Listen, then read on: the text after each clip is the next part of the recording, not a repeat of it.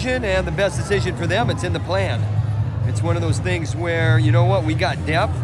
You know, we get to bring 15 guys on the road, and we want to make sure that we're doing the right thing for what's important.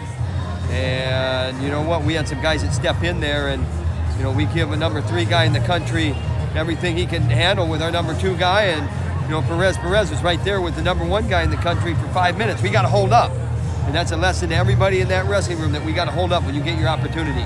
You never know what's going to happen when you stay in there and fight. So there's no explanation. It's just a decision we made. When you decide that you're going to make that decision?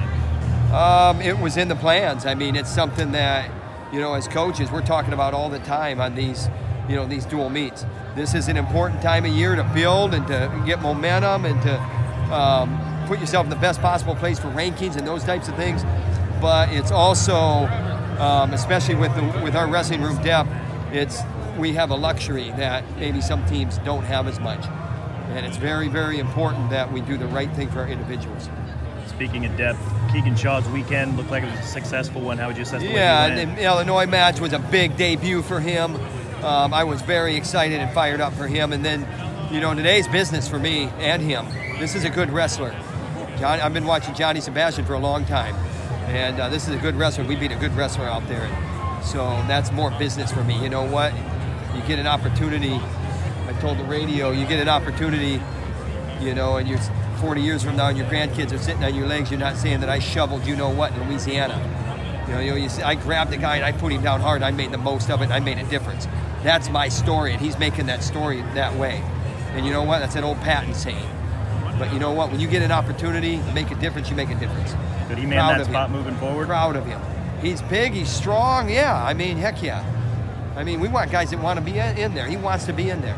You know, his grandparents didn't miss a doggone meet, or maybe even his parents, but I know Frank and Becky Smith, they didn't miss a meet for 4 or 5 years when he was in 8th grade all the way through high school at Southeast Polk. And I'll tell you what, when they got a little birdie whispering in their ear that he might be in that lineup, they drove all the way to Champaign, Illinois.